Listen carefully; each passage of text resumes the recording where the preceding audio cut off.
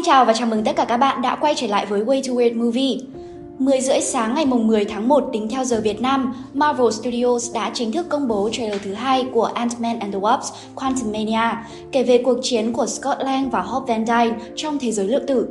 8 năm về trước, khi Ant-Man 1 công chiếu, chúng ta thấy Scott Lang vẫn còn là một anh trộm vặt kém may mắn.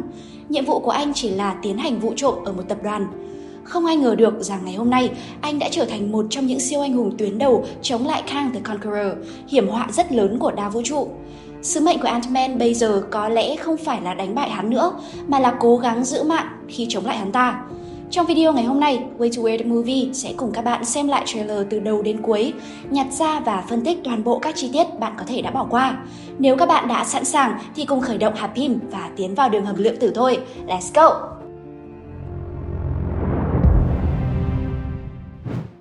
Vẫn mở đầu giống như trailer thứ nhất, Scott Lang đang đi dạo trên phố, nhưng lần này đã được lồng ghép lời thoại của Kang the Conqueror.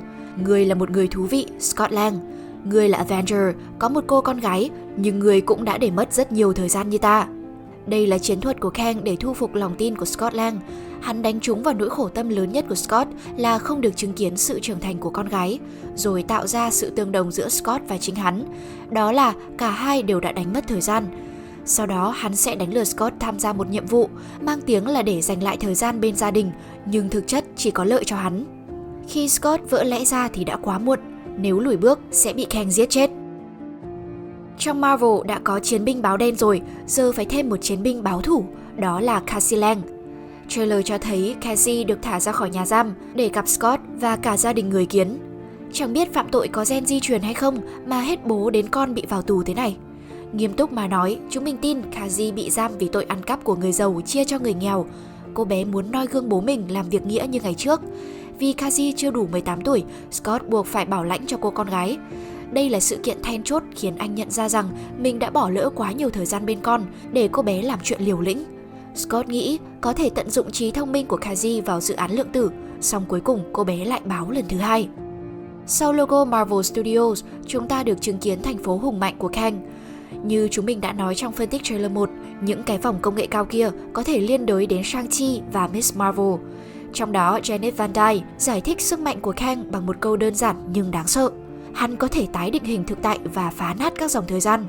Chúng ta đã thấy Kang nắm nhiều quyền lực với thời gian như thế nào. Bằng chứng là trong Loki, He Who Remains đóng vai trò người canh gác dòng thời gian thiêng liêng. Đó mới chỉ là biến thể tốt bụng của hắn thôi. Còn bây giờ, hắn không hề có thiện chí bảo vệ thời gian. Khi Scott Lang bước vào một chiều không gian màu vàng, bỗng dưng cơ thể của anh bị phân thân làm hai. Cả hai bản thể này đều có tri giác, họ đang nhìn nhau một cách cực kỳ hoang mang. Theo như chúng mình nghĩ, Kang đang cho Scott Lang thấy biến thể của bản thân ở những vũ trụ khác, nơi mà anh đưa ra những lựa chọn khác biệt so với dòng thời gian thiêng liêng, khiến cho cuộc đời của anh cũng khác hẳn. Ví dụ, ở vũ trụ A, Scott đã ly dị, nhưng vũ trụ B thì không, còn vũ trụ C, anh trở thành người kiến sớm hơn dự định. Nếu triển khai tốt, tuyến truyện này sẽ còn hay và hỗn loạn hơn cả Multiverse of Madness. Ở cảnh sau đó, ta thấy một biến thể Ant-Man khổng lồ bị xé toạc ra thành từng dải một cách rất thảm khốc. Nếu như có một cảnh Scott trò chuyện và gắn bó với các biến thể, thì cảnh này còn có nhiều sức nặng hơn nữa. Như chúng mình đã nói ở chi tiết đầu tiên, Scott Lang sẽ bị Kang đánh lừa. Janet khuyên Scott không được tin tưởng Kang, nhưng Scott vẫn kiên quyết làm theo, vì nghĩ Kang sẽ cho anh cơ hội thứ hai để làm lại cuộc đời. Trong cảnh này, Kang dẫn Scott đến một nơi giống như bệ kiểm soát thời gian. Nó đã bị hư hại và các dòng thời gian trong đó chảy ra. Scott nhìn thấy hình ảnh của mình và Cassie trong quá khứ. Anh càng có động lực giúp đỡ Kang hơn nữa. Sau đó, bỗng dưng Kang trở mặt và cử lính canh bắt Cassie đi. Hắn đe dọa Scott rằng bây giờ đã quá muộn để lùi bước. Nếu anh không nghe lệnh thì cô bé sẽ chết. Trong lúc đó, Cassie bị đưa đến để chịu sự tra tấn của một tên sai vặt của Kang, chính là MODOK. Trailer 2 đã chứng kiến sự xuất hiện của MODOK, chính là kẻ phản diện đã được các leaker nổi tiếng trên Twitter đồn đoán. MODOK là viết tắt của Mechanized Organism Designed Only for Killing, nghĩa là thực thể hữu cơ máy móc được thiết kế với mục tiêu duy nhất là giết chóc. Có thể thấy MCU đã bám rất sát tạo hình của MODOK trong comic. Hắn có một chiếc mặt nạ sắt, hai cánh tay nhỏ xíu và một chiếc ghế với rất nhiều vũ khí tối tân. Vai trò của MODOK trong MCU không ít thì nhiều sẽ có thay đổi. Trong truyện, MODOK là kẻ thù lâu năm của Iron Man, nhưng bây giờ Tony Stark không còn nên MODOK đã được biến tấu để đối đầu với Ant-Man. Nhiều nguồn tin cho rằng MODOK thực ra chính là Darren Kurtz, gã doanh nhân giàu có trong Ant-Man 1, học trò cũ của Hank Pym và là chủ nhân của bộ giáp siêu việt Yellow Jacket. Hắn đã bị Ant-Man đánh bại bằng cách phá hủy bộ giáp từ bên trong, khiến cho cơ chế thu nhỏ bị trục trặc và Darren Kurtz dường như bị nghiền nát ở cấp độ phân tử. Chính sự kiện đó đã khiến cho cơ thể hắn bị méo mó và biến dạng kinh hoàng. Các bộ phận khác của hắn đã bị thu nhỏ, còn cái đầu thì không. Darren Kurtz được tiết lộ là vẫn sống trong lượng tử giới, giờ đây hắn đe dọa nhóm Scott Lang với tư cách MODOK. Tuy nhiên, các nguồn tin rò rỉ cho rằng MODOK sẽ phục thiện và có một cái chết anh hùng. Ban đầu, MODOK đóng vai trò phản diện thứ cấp vì hắn cũng có thủ oán với Ant-Man nên được Kang tín nhiệm làm kẻ sai vặt. Nhưng khi đánh nhau với Kazi, cô bé đã cố gắng thuyết phục hắn đổi phe. Sau đó Kang tấn công, MODOK đã xông ra bảo vệ nhóm nhân vật chính và bị Kang đánh trọng thương. Cả gia đình người kiến ngồi bên cạnh MODOK khi hắn trút hơi thở cuối cùng. Scott Lang ghi nhận rằng Darren Kurtz đã chết oanh liệt như một Avenger. Nếu những giả thuyết này là đúng thì đây sẽ là một tình tiết rất đáng mong chờ. Nó không chỉ xác nhận rằng Yellow Jacket vẫn còn sống sau Ant-Man 1 mà còn tăng thêm phần kịch tính cho MODOK, một trong những nhân vật với tạo hình thú vị nhất của Marvel Comics. Như chúng ta có thể thấy, Kang và Ant-Man đã tính sổ trực tiếp với nhau như những người đàn ông. Kang phóng ra một quả cầu năng lượng khiến Ant-Man ngã xuống, và trong cảnh sau đó, cả hai người lao vào đánh tay bo. Cánh tay trần lực lưỡng của Kang có thể ngang cơ với Captain và Thor.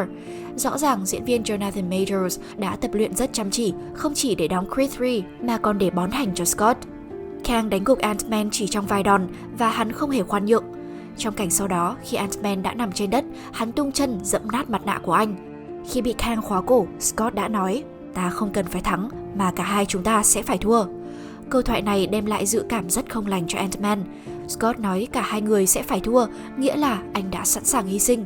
Chúng mình tin rằng trận đánh với Kang chỉ nhằm mục đích kéo dài thời gian, câu giờ cho Hank Pym, Hope, Janet và Kazi hoàn thành thiết bị của họ.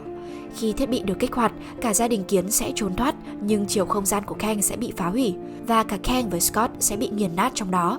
Cảnh cuối cùng của trailer không tốt lành một chút nào. Như chúng ta thấy, hàng nghìn biến thể của Ant-Man đã xếp chồng lên nhau để giúp Scott với tới một thiết bị thời gian. Nhưng anh đã không thành công và bị nhấn chìm trong các biến thể đó. Cuối cùng, Kang the Conqueror xuất hiện trong một bộ áo giáp đầy đủ, xung quanh là những lính canh của hắn đang tàn sát người dân. Kang hét lên và phóng ra 2 tia năng lượng rất lớn vào các anh hùng. Để bộ phim này có đủ sức nặng, chúng mình tin rằng ít nhất một nhân vật chính sẽ bị giết. Các ứng cử viên lớn nhất là Janet, bà đã có thù với Kang từ trước, và Scott Lang, một Avenger hết sức được yêu quý. Họ sẽ phải chết trực tiếp dưới cơn thịnh nộ của Kang, làm phá hủy kế hoạch xâm lược đa vũ trụ của hắn và buộc hắn phải chờ thời cơ lập âm mưu mới. Đến Kang Dynasty cho hắn trở lại là phù hợp. Và đó là tất cả các phân tích của chúng mình về trailer thứ 2 của Ant-Man and the Wasp: Quantumania. Dự án đầu tiên của Phase 5 và được cho sẽ liên quan trực tiếp đến 2 cuộc chiến lớn, đó là Avengers Kang Dynasty và Avengers Secret Wars. Vì quy mô của phim Ant-Man đã to lớn hơn rất nhiều, từ những vụ trộm vặt tiến lên thành đa vũ trụ, nên người hâm mộ đều đang rất mong chờ chứng kiến số phận của các anh hùng. Từ trước đến nay, các phim người kiến giống như một trò chơi ma sói nhạt nhẽo, bởi vì chẳng có ai chết cả. Nhưng bây giờ, khi Kang xuất hiện, điều đó sẽ không kéo dài lâu nữa đâu. Các bạn nghĩ sao về bộ phim này? Hãy để lại ý kiến ở bên dưới phần bình luận. Kèm theo đó là một like, một subscribe cho Way to Weird Movie. Cũng như đừng quên bật nút chuông thông báo bên cạnh để không bỏ lỡ video nào của chúng mình trong tương lai nhé. Cảm ơn mọi người đã xem hết video này. Xin chào và hẹn gặp lại. Way to Weird out.